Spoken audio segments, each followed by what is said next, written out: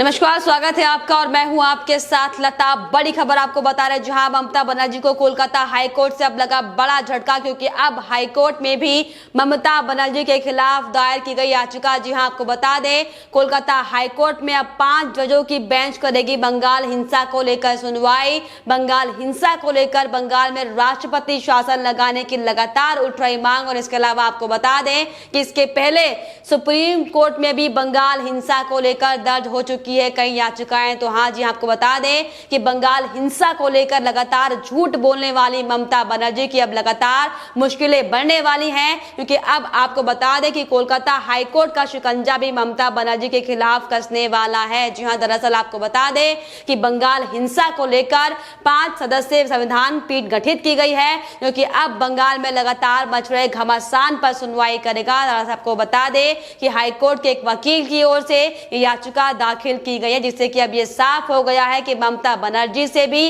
अब बंगाल में लगातार जो हिंसा को लेकर अब तक वो झूठ बोल रही थी, इसको लेकर सवाल जवाब किए जाएंगे। बंगाल में हो रही हिंसा का एक एक ब्यौरा ममता बनर्जी से मांगा जाएगा, जिससे कि अब साफ तौर पर ये लाजमी है कि ममता बनर्जी की मुश्किलें बढ़ने वाली है, क्योंकि जिस तरीके से लगातार वो अब तक झूठ बोलती हुई दिखाई पड़ रही थी, बंगाल हिंसा को लगातार नजरअंदाज करने की कोशिश कर रही थी। लेकिन अब आपको बता दें कि कोलकाता हाईकोर्ट का भी शिकंजा ममता बनर्जी पर कस चुका है, क्योंकि अब आपको बता दें कि उनके खिलाफ याचिका दायर की गई, जिसकी सुनवाई बहुत जल्द कोर्ट करेगा। हालांकि आपको बताते चले कि ममता बनर्जी की मुश्किलें पहले से ही लगातार बढ़ी हुई हैं, क्योंकि सुप्रीम कोर्ट में भी आपको बता दें कि बंगाल हिंसा को लेकर लगातार कई याचिकाएं दाखिल की गई हैं। तो लगातार बंगाल में आपको बताते चले कि राष्ट्रपति शासन लगाने की मांग की जा रही है। इसके अलावा जो लगातार बंगाल में हालात बने हुए हैं, इस पर सीबीआई जांच की मांग के लिए भी सुप्रीम कोर्ट में याचिका दाखिल की गई है,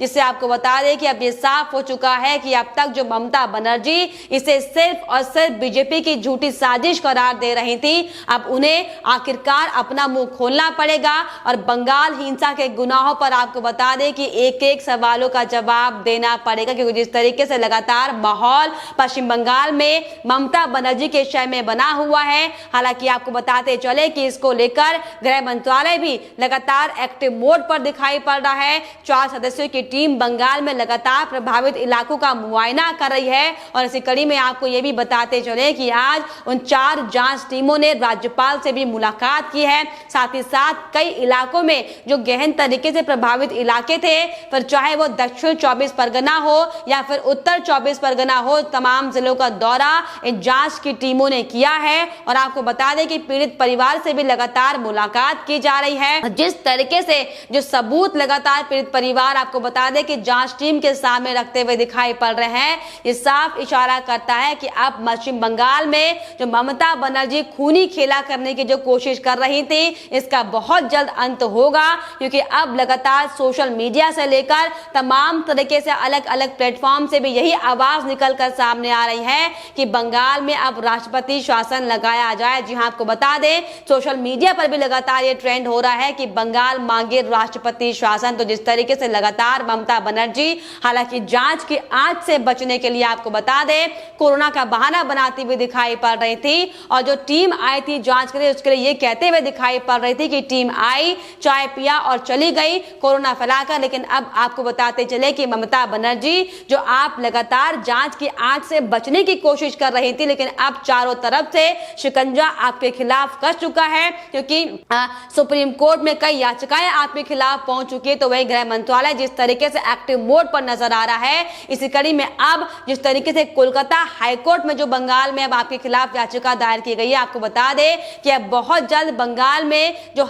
कोलकाता हाईकोर्ट इसको उस पूरे मामले को लेकर सुनवाई करेगा। और जिस तरीके से लगातार राष्ट्रपति शासन लगाने की जो मांग उठ रही है, बंगाल में अब ममता बनर्जी की सत्ता को भंग कर बहुत जल्द राष्ट्रपति शासन लगाया जाएगा, जो कि बंगाल वासियों के लिए अब इस समय बहुत ज्यादा जरूरी कदम है। जी हां, आपको बता दें क्योंकि जिस तरीके से लगातार जो बंगाल के हालात बने हुए हैं, जगह जगह पर बंगाल वासियों को जला के मार दिया जा रहा है, उनकी हत्या की जा रही है, खुलेआम घरों में आग लगा दी जा रही है। और अब जो तमाम तस्वीरें निकल कर आ रही है, आपको बता दें कि किस तरीके से मालदा में भी 2 भाइयों का शव वहां पर पड़ा मिला है, और दोनों भाइयों का शव आपको बता दें कि एक ही फंदे से लटकाया गया है, और दोनों की पहचान दरअसल मनोज मंडल जो कि 21 साल का और चैतन्य मंडल 19 साल के युवक के तौर पर की गई है। जी हां, बीजेपी का यह दावा है कि दोनों उनके कार्यकर्ता थे और राजनीतिक हिंसा के चलते दोनों की हत्या कर दी गई है। तो जिस तरीके से आपको बताते चले, जो शर्मनाक कांड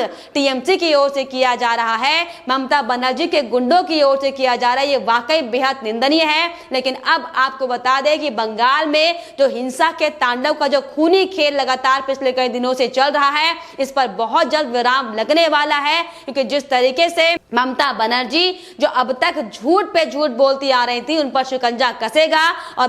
पश्चिम बंगाल में राष्ट्रपति शासन लगेगा। लोग लगातार राष्ट्रपति शासन लगाने की मांग कर रहे हैं। लेकिन आपको बताते चले कि जिस ममता बनर्जी ने जो झूठी शपथ बंगाल वासियों के सामने ली, ये वाकई बेहद शर्मनाक है। और इसी को लेकर अब लगातार सोशल मीडिया पर भी हमने आपको बताया कि लोग ये कह रहे हैं कि अब हाईकोर्ट जो फैसला करेगा, उनसे ये अनुमति की जा रही है कि बस राष्ट्रपति शासन लागू किया जाए पश्चिम बंगाल में। क्योंकि जो हालात लगातार बने हुए हैं, जिस तरीके से खुलेआम नरसंहार हिंदुओं के साथ किया जा रहा है, महिलाओं के साथ जिस तरीके से बलात्कार किया जा रहा है, टीएमसी का समर्थक ना करने पर कैसे बच्चियों के साथ गैंगरेप किया जा रहा है, दरअसल ये ममता बनर्जी की मानसिकता को दर्शाता है, वो उनकी विचारधारा को दर्शाता है। लेकिन अब आपको बताते चले कि अब जो बंगाल में हिंसा का तांडव किया जा रहा है, इसका ये आखिरी समय है। क्योंकि अब बहुत जल्द कोलकाता हाईकोर्ट की 5 सदस्यीय जो बेंच की टीम गठित की गई है जजों की, वो अपना बड़ा फैसला सुनाएंगे।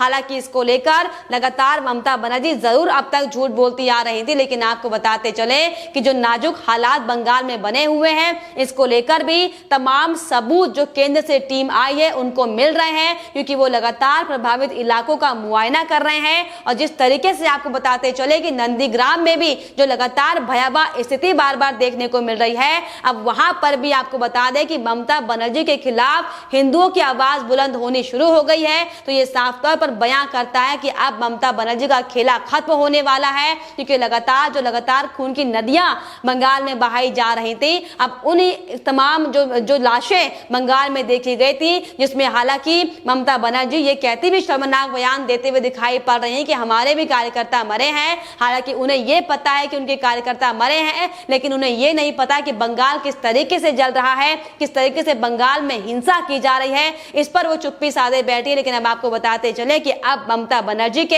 एक एक गुनाहों का हिसाब किताब होगा। क्योंकि जिस तरीके से लगातार अब तमाम लोग ममता बनर्जी के खिलाफ आकर खड़े हो गए, ये साफ इशारा करता है कि जो अब तक लोकतंत्र की हत्या पश्चिम बंगाल में की जा रही थी, अब ये और बर्दाश्त नहीं किया जाएगा। जी हाँ, आपको बता दें इसी कड़ी में हालांकि आपको बताते चले लगातार गृह मंत्रालय से लेकर तमाम, चाहे वो मानवाधिकार आयोग हो या फिर महिला आयोग हो, लगातार ममता बनर्जी पर हमलावर है। और जो अब तक बंगाल में लगातार कर्मकांड किया गया, इसकी जांच रिपोर्ट मांगी जा रही है। लेकिन ममता बनर्जी लगातार इसे नजरअंदाज करी हुई है। लगातार शर्मनाक बयान देते हुए वो अपनी मानसिकता को प्रदर्शित करते हुए कहते हुए दिखाई पड़ रही हैं कि चाहे कुछ भी हो जाए, वो अपने ऑफिसर से ऐसा बोलते हुए दिखाई पड़ रही हैं कि राज्यपाल को इस पूरे बंगाल में जो हिंसा की गई है, जो कर्मकांड किया गया है, जो हिंसा का तांडव किया गया है, इसकी रिपोर्ट राज्यपाल को ना सौंपे। देखिए किस तरीके से एक प्रदेश की मुख्यमंत्री जो खुद ये शपथ लेती है कि वो बंगाल की जनता की रक्षा करेंगी, कैसे भक्षक बनती हुई दिखाई पड़ रही है। इसकी असली बानगी पश्चिम बंगाल में साफ तौर पर देखने को मिल रही है। और जिस तरीके से लगातार हमने आपको दिखाई थी कि पल पल की रिपोर्ट कि कैसे पश्चिम बंगाल में हिंदुओं का नरसंहार किया गया, कैसे कश्मीर पार्ट 2 बनाया गया और कैसे महिलाओं के साथ अभद्रता की गई थी, कैसे बीजेपी के दफ्तर को जलाया गया था, तोड़फोड़ की गई थी। इन सब का सबक अब ममता बनर्जी को मिलेगा। क्योंकि साफ तौर पर आपको बताते चले कि अब बहुत जल्द कोलकाता हाईकोर्ट बड़ा फैसला लेगी, जिससे कि ममता बनर्जी की लगातार मुश्किलें बढ़ने वाली हैं। और जिस तरीके से अभी तक लगातार वो झूठ बोलती आ रही थी, अब उस झूठ का भी बेनकाब होने का समय लगभग सामने आ चुका है। हालांकि इसको लेकर आपको बताते चले कि लगातार बीजेपी के बड़े नेता, बड़े ताबड़तोड़ नेता ममता बनर्जी पर हमलावर हैं। इसी कड़ी में जेपी नड्डा भी बंगाल पहुंचे थे। उन्होंने कार्यकर्ताओं के पीड़ित परिवारों से मुलाकात भी की थी। उन्होंने साफ तौर पर यह भी कहा था कि जब तक हमारे बीजेपी जो कार्यकर्ताओं की हत्या खुलेआम की गई है,